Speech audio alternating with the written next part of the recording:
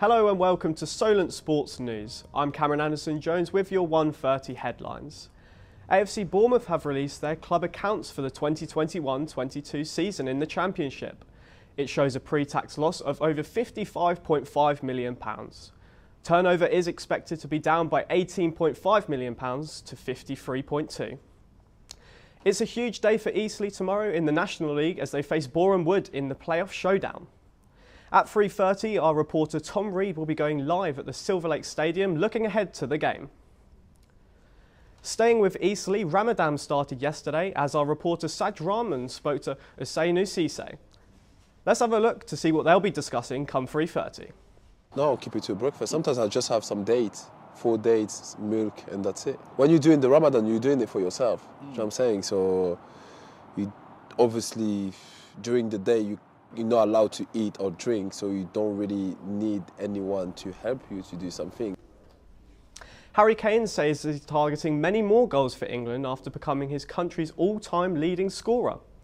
Kane's record-breaking 54th England goal helped Gareth Southgate's side secure a 2-1 victory over Italy last night, sending the Three Lions top of their Euro 2024 qualifying group. After the game, the captain said he's in the best shape of his career.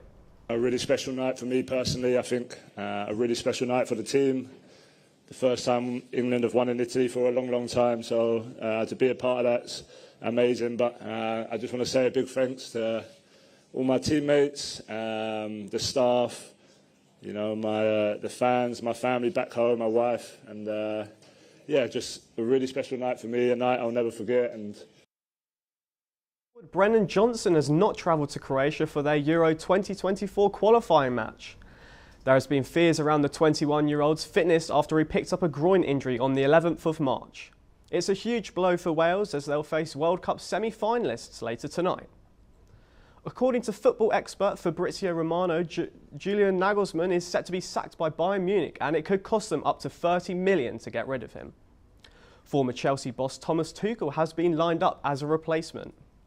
Bayern will be hoping for a positive effect as they face Manchester City in the Champions League, having won all 8 of their games in the competition so far. Cristiano Ronaldo broke yet another record last night with Portugal. He's become the most internationally capped player with 197 appearances to his name. Currently top of the group, his side travelled to Luxembourg on Sunday in another Euro 2024 qualifier. Legendary footballer Mesut Ozil has announced his retirement from professional football after 645 appearances for both club and country. Former Arsenal manager Arsene Wenger has congratulated Ozil for his retirement, describing him as an artist and a player with a special quality in the final third. In cricket, England's all-rounders Ben Stokes and Moeen Ali have joined India Premier League side Chennai Super Kings. The team had a forgettable campaign last season in the IPL, finishing 9th in the table. The 4-time IPL champions failed to advance in the qualifiers for the second time, winning only 4 out of 14 matches. In golf, Rory McIlroy made it 2 wins from 2 out in Texas after a sensational finish to his group match against Denny McCarthy. It was his 375-yard drive that finished just 4 feet from the pin that caught all of the headlines, securing a 2-hole win. McIlroy requires a tie in today's match with Keegan Bradley to progress through to the knockout stages. Liverpool face Everton tonight in a highly anticipated Merseyside derby, beginning at an action-packed weekend in the Women's Super League. The match kicks off at 7:30 with the Reds coming into the game trailing their City rivals by only 6 points.